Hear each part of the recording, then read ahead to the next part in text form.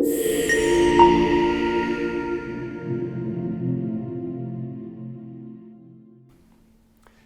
and welcome to Edison TV. Today I'm speaking to the executive team at Devolver, a leading publisher and developer of indie video games. Harry, many thanks for joining me today. Well, thank you. Thank you. And can you start off by really introducing Devolver, explaining your business model, and perhaps just talking about how you are different from other games developers that people might think of? Sure. Well, simply put, we're primarily a publisher of small indie games. We do have in-house development now, but our major core business is publishing.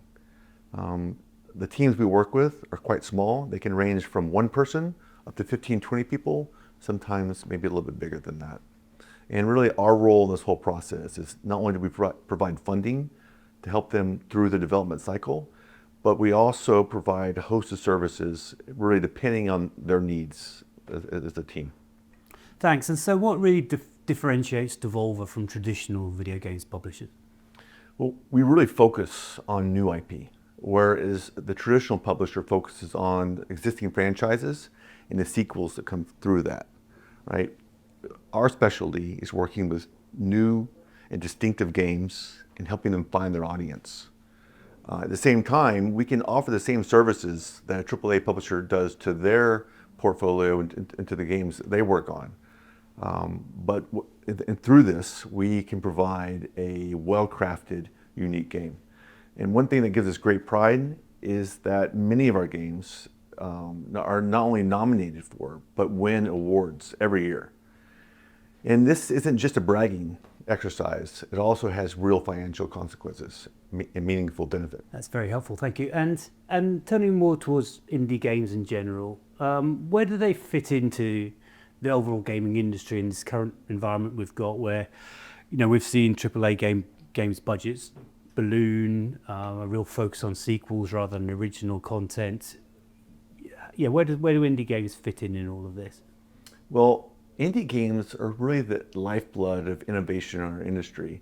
And a lot of that is based off what you just described, in that AAA are so huge and phenomenal budgets, they really can't take risk with new IP, new game mechanics.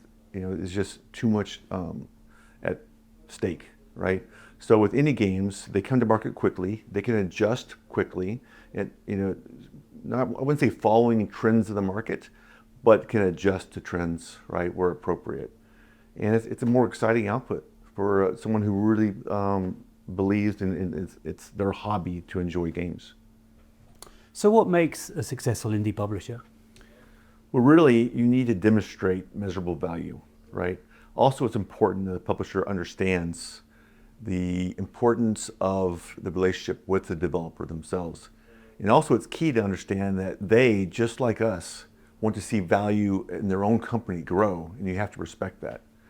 And then beyond that, it's really anticipating and proactively reacting to change in the market, because it's always coming. And what about scale? How important is scale to the business? I think one of the clearest forms of scale that we provide is our sales team, right? And how they manage the storefronts throughout the life cycle of a game, which is quite long now.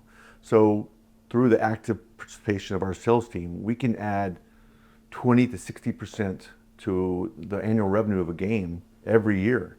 So you multiply that by 5, 6, 10 years, that's quite meaningful, right?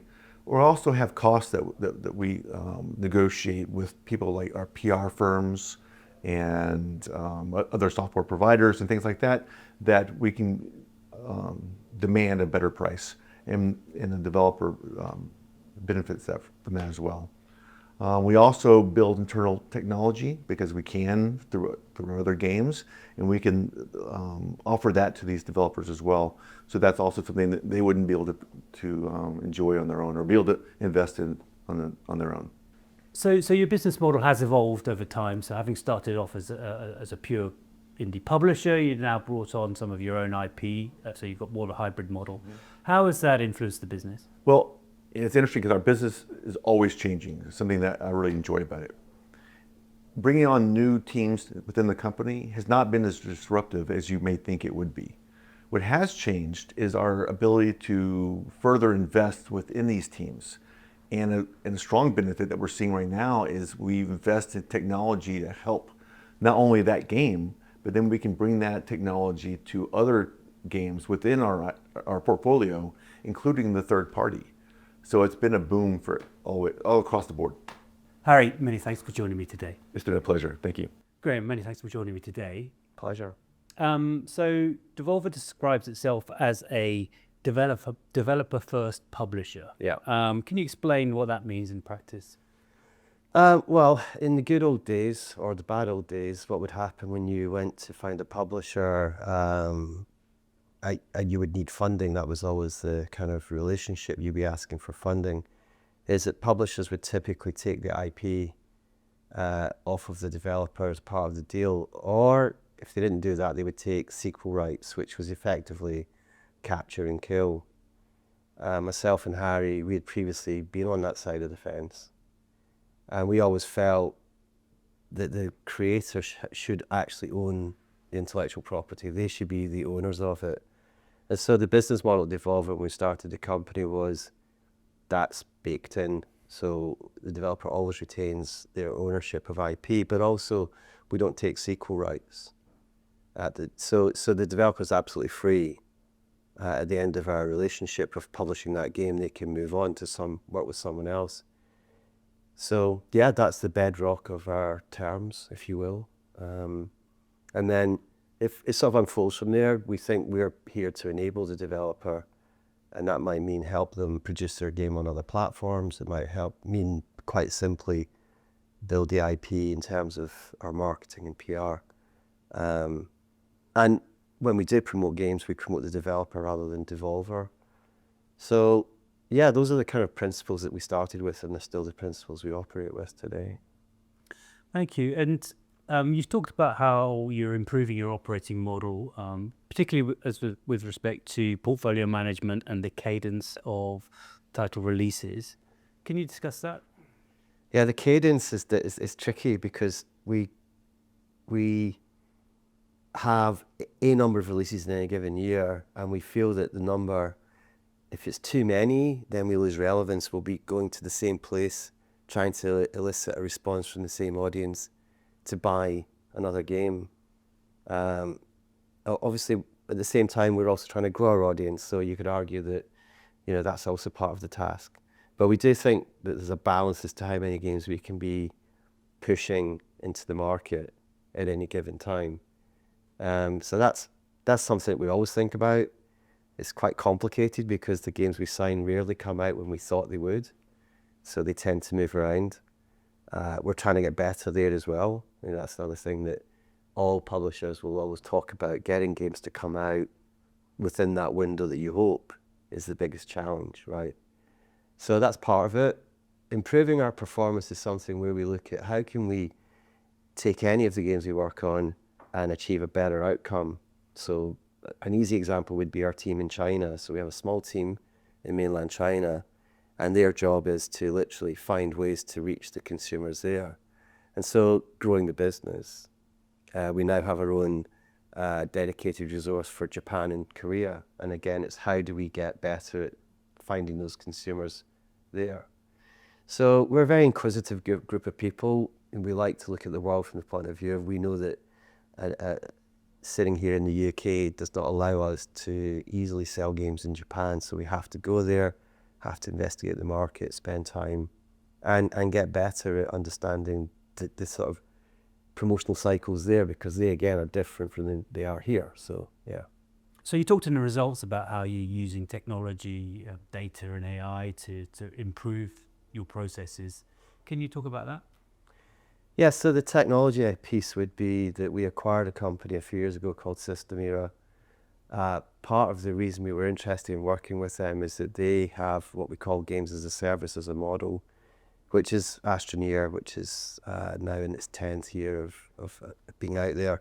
And so they've got very good middleware for tracking player behaviors, what players are enjoying, also harvesting the feedback players give to help them understand how to keep the game relevant, add more content, or improve areas of the game that perhaps players feel need that improvement.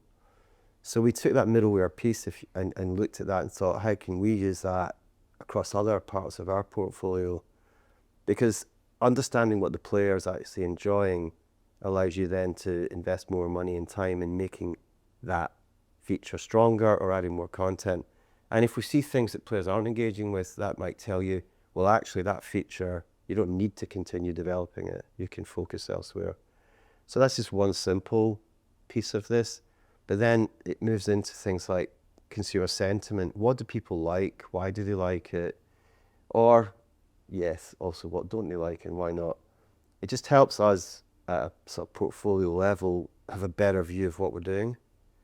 It can also help us understand in specific instances, this is a game that people would like more content for.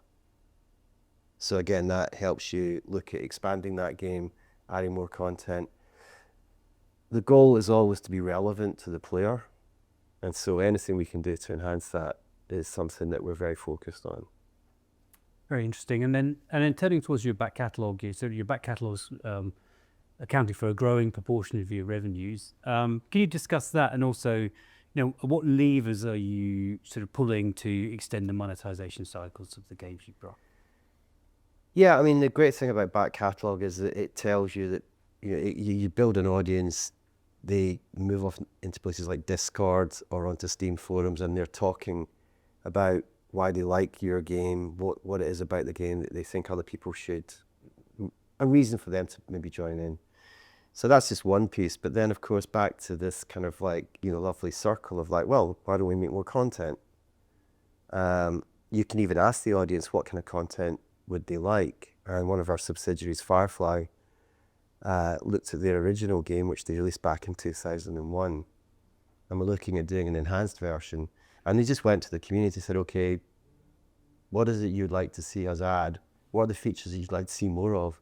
And that led them to make an enhanced version of Stronghold, which they released in 23, then Crusader, which they released last year. And that kind of engagement is so well rewarded because people think, oh, you've listened. So that sort of turbocharges your back catalogue. And you'll see a lot of that in different instances with games where we're just saying to the community, what would you like to see more of? So more investment into the back catalogue is a key principle.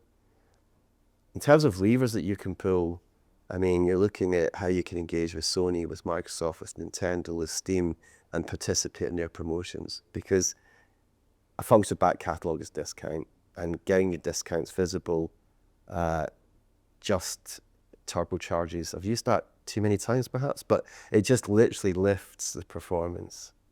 And our store teams are doing this on a, let's say, weekly basis, looking for promotional opportunities. Fascinating stuff. Graeme, many thanks for joining me today. Dan, many thanks for coming in. Thank you. And turning towards the financial profile of the business, can you discuss how we should expect that to evolve over time, and the balance between, investment in titles, revenue visibility, and margins, and so on? For sure. We've published 150 games over the lifetime of the company already. We bring out 10 to 15 a year of new titles. And so those 150 games have their legacy revenue. They have a lifespan of 10, 15 years. It's extending. And that's our back catalogue contribution, which is 2/3 to 3/4 of annual revenue comes from historic games published in previous years. And so the front catalogue, the new releases, they'll generate an extra impetus for the back catalogue. And that's the way we build our revenues up from 30 million 10 years ago now to over the 100 million. And we've had a 15% CAGR, or annual revenue growth rate, over the last 10 years. And we've come out of an industry slump in 22, 23, and we're seeing our growth accelerate again, which is exciting for us. In terms of the business model, we have not only the new releases each year, but also partnership deals with the big platforms, the Sony, PlayStation, Microsoft Game Pass, Apple Arcade, so on and so forth. And they often will commit funds to new titles And in total, those platform deals account for about 10 or 15% of revenue each year. So that's another slice of the visibility of revenue that we can see going forwards. It de-risks games that we're spending money on upfront over 2 or 3 years. When we release the game, we get the recoup of that when we have these platform deals in place. In terms of margin expansion, we're benefiting from the introduction of more of our own IP, our own titles from our development studios that we own in 4 different countries.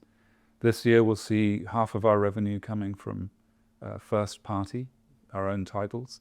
That's much higher margin for us because we don't pay out royalties. If it's third party games, we pay out royalties between 70% to 50% we'll pay out to the third parties. That's after we recoup the cost of the game. So we're funding 30 million, 35 million a year across a pipeline of 30 titles in future, which will come out in the next 3 years. And after we recoup each of those, we start to pay out royalties if they're third party. So we're expecting our gross margins to continue to expand from the low 30% into the mid 30s, and we're aiming for 40%. And we see a lot of operating leverage kicking in. This year, we in 2025, the second half, we saw very strong operating leverage kick in. We generated all of our profit in last year in the second half of the year as revenues expanded. And turning towards capital allocation, I guess you've got a strong balance sheet. You're profitable, and you're growing with operational leverage coming in. How do you balance your priorities in between your own IP, portfolio development, maybe even M&A? Yeah, what are your priorities there? Yeah, those are the 3 buckets that we look at. It's our own studio development, which we have studios in 4 countries. And I mentioned that we spend 30 to 35 million a year on game development overall. That includes for third-party studios, where we'll fund their game for 2 or 3 years, then recoup upon release, and then share the royalties afterwards. So those 2 buckets of our own internal studios, third-party investment, have been the bedrock of our investment. But now, as we're becoming more profitable and starting to throw off cash, we are open to and looking for good opportunities to acquire, particularly IP that may be out there that requires a new owner to reinvigorate it, to take it in a different direction, to benefit from all the positives and all the strengths that Devolver has. So that's something that's of interest to us, and other opportunities as well. So we have been acquisitive in the past. Systemera is our biggest acquisition from 2 years ago that completed our strategy from IPO of having exposure to more expandable games. And this year and beyond, we're very keen to continue looking for those. And turning towards, looking towards the future, and what milestones should we be looking for? I mean, you discussed some of the key capital allocation pools, but what would you categorize as the key milestones that investors should look for to measure your progress? Well, we have a pipeline of over 30 titles for the next 3+ years. Within that, we have 6 or 7 large or larger investments into our own successful franchises. We have 10 franchises that collectively have generated nearly $500 million of revenue since 2010. And some of those franchises have had sequels and continuations. It might be free content, downloadable content, paid downloadable content, definitive editions or remasters, sequels, or spiritual successors in the universe.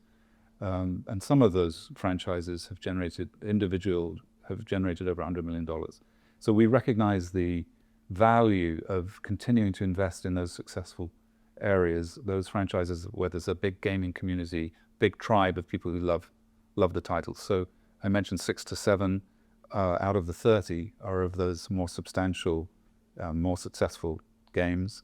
And we're looking to see our margins, for gross margins, go up to the 40% level. We'd like to see our EBITDA margins come into the teens.